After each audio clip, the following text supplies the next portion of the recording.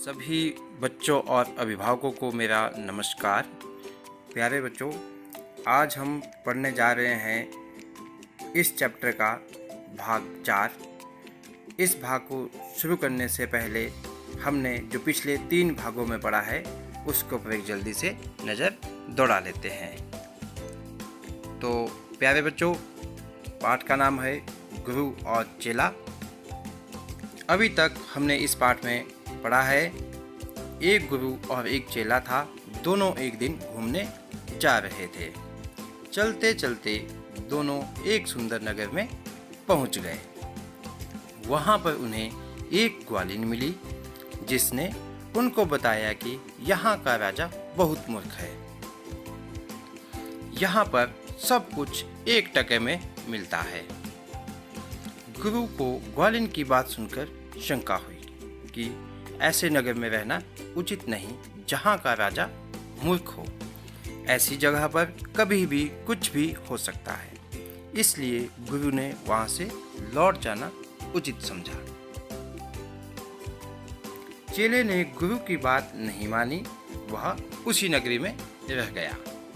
एक दिन चेला वहाँ पर मेला देखने चला गया। वहाँ पर बहुत भीड़ थी। मेले में हर चीज टके से थी। उस नगर में बादल गरजते भी थे और बरसते भी थे। बारिश के कारण नगर की एक दीवार गिर गई थी। तब राजा ने मंत्री को बुलाकर बहुत डांट लगाई। मंत्री ने सारा इल्जाम कारीगर पर, कारीगर ने भिश्ती पर, भिश्ती ने मशक वाले पर, मशक वाले ने मंत्री पर लगा दिया। प्यारे बच्चों, ये तो था जो हमने अभी तक इस कविता में पढ़ा है। अब चलते हैं कविता की अगली पंक्ति की तरफ। है मंत्री की गलती तो मंत्री को लाओ, हुआ हुक्म मंत्री को फांसी चढ़ाओ। चले मंत्री को लेके जल्लाद फौरन, चढ़ाने को फांसी उसी दम उसी क्षण। जैसे ही राजा को यह पता लगा कि इसमें सारी गलती मंत्री की है, तो उन्होंने एकदम हुक्म दिया कि मंत्री को पकड़कर यहाँ लाओ और उसे तुरंत फांसी चढ़ाओ। जब मंत्री को वहाँ लाया गया, उसके बाद जो वहाँ जल्लाद थे, जल्लाद होता है जो फांसी चढ़ाने वाला व्यक्ति होता है, तो वो एकदम जल्दी से मंत्री को फांसी चढ़ाने के लिए ले जाने लगे। इन पंक्तियों में बच्चों जो कठिन शब्द आए हैं उनके ऊपर भी नज़र दौड़ा लेते हैं। यहाँ पे आया हुक्म। हुक्म होता है आदेश। लेके का अर्थ है लाकर। उसके बाद आ गया जल्लाद। जल्लाद होता है जो मौत की सज़ा देने वाला व्यक्ति। जो जल्लाद है वो फांसी के ऊपर चढ़ाता है लोगों को। फौरन होता है जल्दी। अब चलते हैं अगली पंक्तियों की तरफ। मगर मंत्री था इतना दुबला, दिखता ना गर्दन में फांसी का फंदा था आता। कहा राजा ने जिसकी मोटी हो गर्दन, पकड़कर उसे फांसी दो तुम उसी क्षण। तो बच्चों, इन पंक्तियों में जो मंत्री जो है वो बहुत ही दुबला होता है, कमज़ोर, बहुत ही कमज़ोर होता है।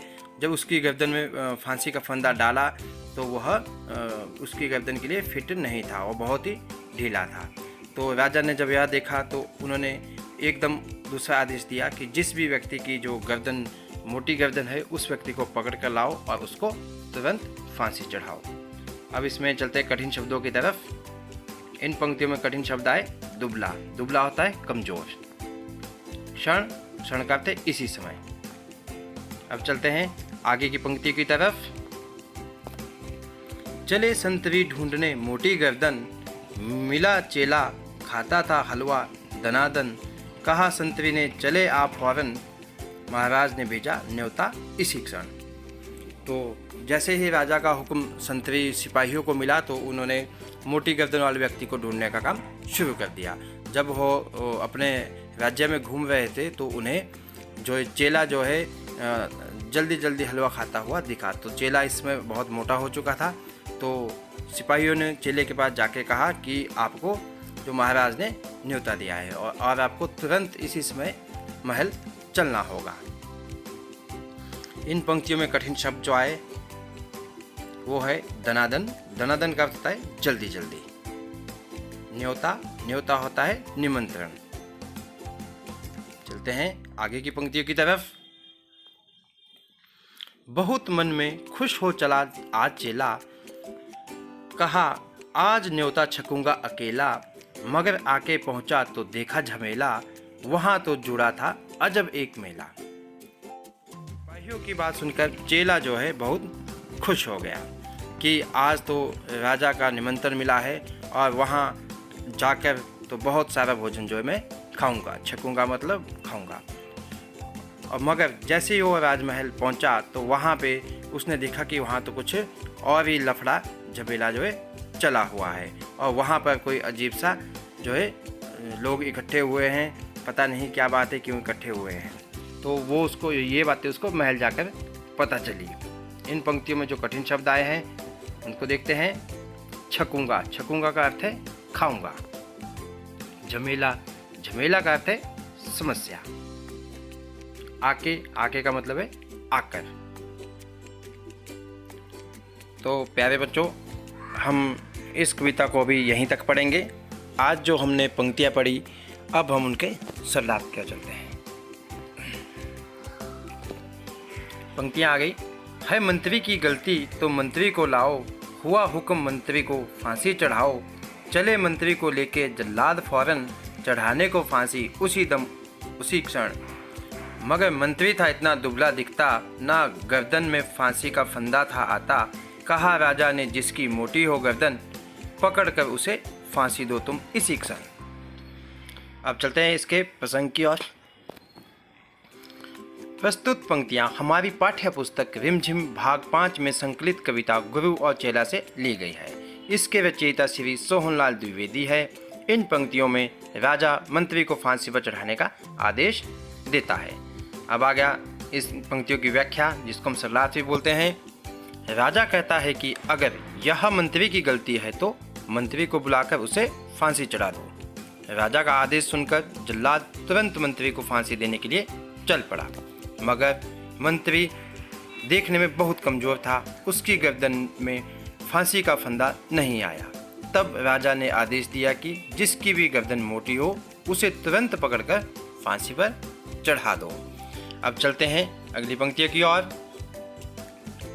चले संतरी ढूंढने मोटी गर्दन, मिला चेला खाता था हलवा दनादन, कहा संतरी ने चले आप फौरन, महाराज ने भेजा न्योता इसी क्षण, बहुत मन में खुश हो चला आज चेला, कहा आज न्योता छकूंगा अकेला, मगर आके पहुंचा तो देखा झमेला, वहां तो जुड़ा था अजब एक मेला।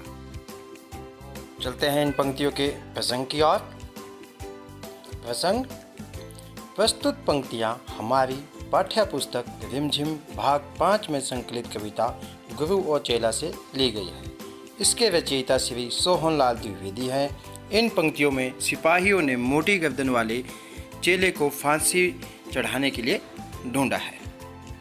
अब चलते हैं इन पंक्तियों की व्याख्या के लिए इन सरलार्थ के ऊपर। राजा के आदेश के बाद सिपाही किसी मोटी गर्दन वाले आदमी को ढूंढने चल पड़े। रास्ते में उन्हें चेला जल्दी जल्दी हलवा खाते हुए दिखा। सिपाही ने चेले से कहा कि आपको महाराज ने न्योता भेजा है, इसलिए आप तुरंत हमारे साथ चलें। यह सुनकर चेला मन ही मन में बहुत खुश हुआ कि आज जी भरकर भोजन खाऊंगा। परंतु जब वह राजा के पास पहुंचा तो उसने देखा कि वहां पर तो कोई और ही बात है, वहां तो अजीब सा मेला लगा हुआ है। तो प्यारे बच्चों, ये तो थे हमारे सरलार्थ। अब हम चलते हैं आज के होमवर्क की तरफ।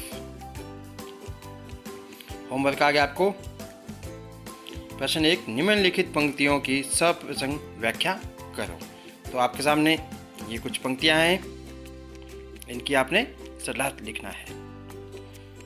प्रश्न नंबर 2, कठिन शब्दों के अर्थ लिखो। यहाँ पे कुछ कठिन शब्द है, इन कठिन शब्दों के आपने अर्थ जो लिखने हैं। तो प्यारे बच्चों, इसी के साथ ही हमारा जो है आज की क्लास समाप्त होती है। वीडियो को ध्यान से देखने के लिए आप सभी का बहुत बहुत धन्यवाद। जिन बच्चों ने चैनल को सब्सक्राइब नहीं किया है वो चैनल को सब्सक्राइब कर ले, ताकि आपके पास हिंदी की सारी वीडियो एक ही जगह पे मिल जाए।